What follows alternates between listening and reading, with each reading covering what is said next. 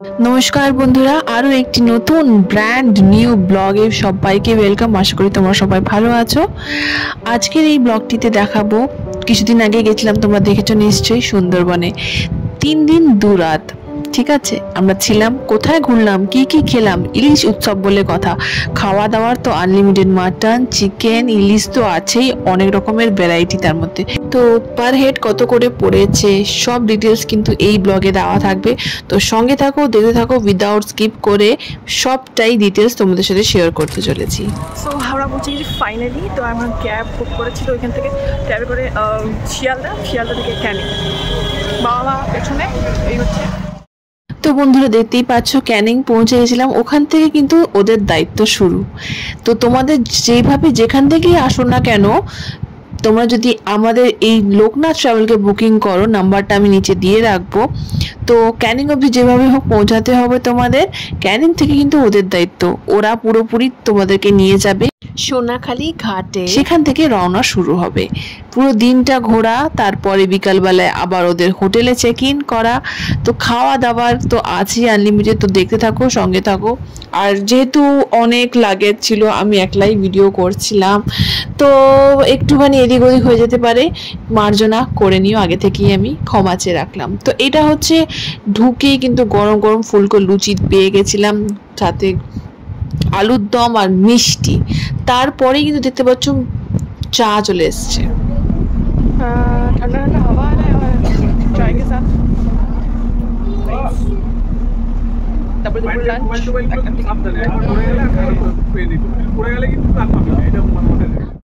তো বন্ধুরা দেরি কিসের, দেখতেই পাচ্ছ ভিউটা কিন্তু আলাদাই। বছরে কিন্তু এই একবারই ইলিশ উৎসব আসে।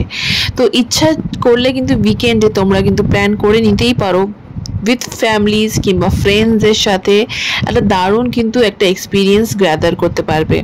ঠিক আছে, 3 দিন 2 রাত বলে কথা, মজা ভরপুর, আনলিমিটেড। তো এটা আমরা চলে গেছিলাম গোসাবা ফেরিঘাট পেরিয়েই ঠিক বেকন বাংলো, যেখানে রবীন্দ্রনাথ ঠাকুর একদিন থেকেছিলেন যখন সুন্দরবন ঘুরতে এসেছিলেন। I am ashamed. That's basically the Hamilton bungalow. Inside there, that's hollow. No furnitures. And that's Rabindranath Tagore statue carrying a child. Without any reason.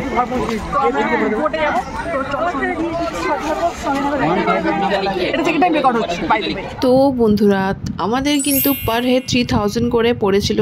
R ট্রাভেলারের booking নাম্বারটা এখানে দিয়ে রাখছি, চাইলে তোমরা কন্ট্যাক্ট করতে পারো। লাগছিল। তারপরে আমরা কিন্তু পেয়েছিলাম গরম গরম আমুদি মাছ, মানে খাওয়া একটার পর একটা লেগেই আছে। আর এই দৃষ্টিটা দারুণ লাগছিল এখান থেকে বসে উপভোগ করতে। তারপরে আমাদের গরমটা যদি না দিত তাহলে ভালোই লাগতো। লাগছে গরম আমুদি মাছ আর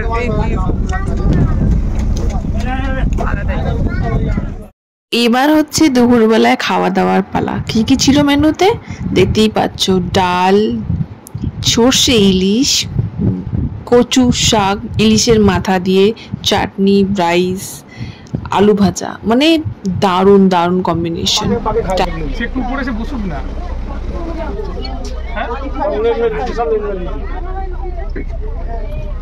এই জায়গাটা একটু অন্যরকম লাগছে।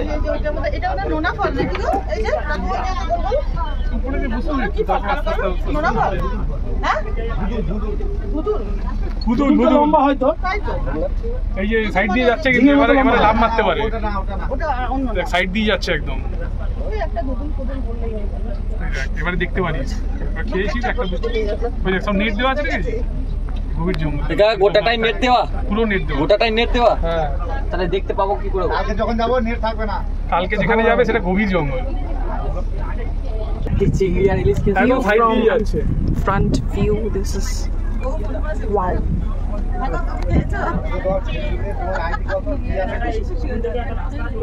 একটা বড় মোটা সাপ দেখতে পাবো। ওই একটা পাখি, একটা লাল রঙের একটা পাখি দেখতে পাচ্ছ? ওই লাল রঙের পাখি দেখতে পাচ্ছি। লাল, হ্যাঁ, না না পাখি দেখো না। হ্যাঁ পাখি, পাখি তো মাথাটা গেছে। পাখি তুলবো?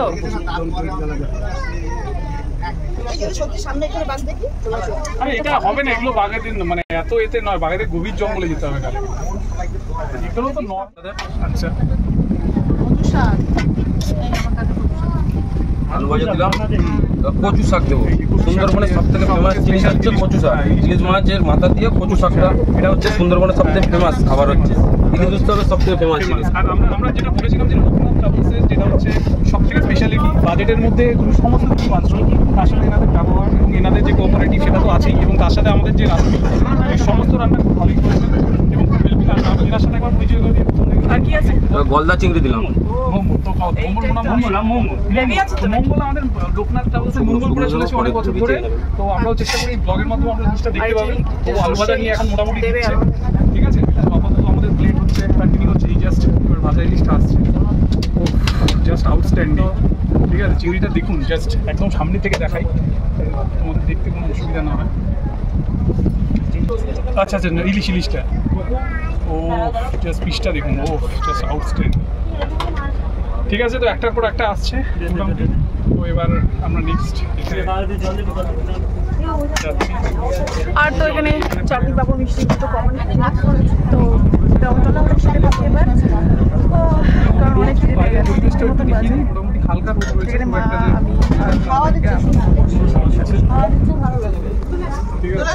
তো এখনো আপাতত কি দেখলেন এখানে, মানে মোটামুটি জঙ্গল পাখি আপাতত দেখালে সবুজ রঙের একটা লাল রঙের, আর কিছু দেখিনি।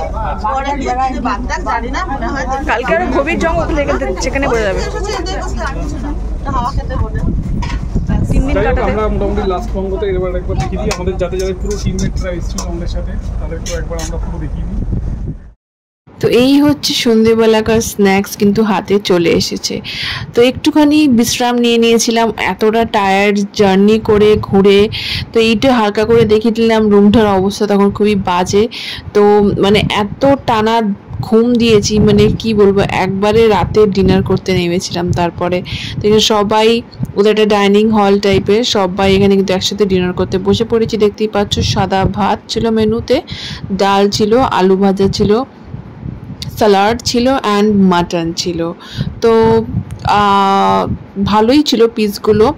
খাওয়ার কিন্তু সত্যি অনেস্টলি বলছি টেস্টি ছিল, এটা কিন্তু বলতেই হবে। তো তোমরা যদি চাও এরকম উইকেন্ডে ঘুরতে, কিন্তু অবশ্যই তোমরা লোকনাথ ট্রাভেলকে বুকিং করে নিতে পারো। হ্যাঁ, অনেকগুলোই ট্রাভেল খুলে গেছে, মানে আছে, তো তোমরা কিন্তু জেনে চলে যেতে পারো এই এখন ইলিশ উৎসবে সুন্দরবনে। তো এটাই ছিল আজকের পুরো ব্লগটি।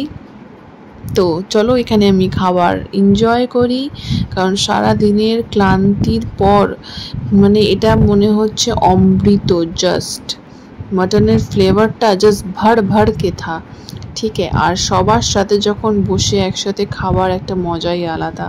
আমরা কিন্তু সত্যি গ্রুপে গেছিলাম বলেই অনেক দারুণ মজা করতে পেরেছি। তো এটাই ছিল আজকের ব্লগের সেকেন্ড পার্টটা ভেরি সুন আসতে চলে এসেছে। নেক্সট দিন আমরা কোথায় কোথায় ঘুরেছিলাম সব ডিটেলস শেয়ার করব, সঙ্গে থেকো, দেখতে থেকো। যারা চ্যানেলে নতুন আছে এখনও সাবস্ক্রাইব করোনি, hit the bell icon and get notification. দেখা হবে ভেরি সুন নেক্সট ব্লগে, মানে নেক্সট পার্টে, next part of Sundarban. Tata, till then.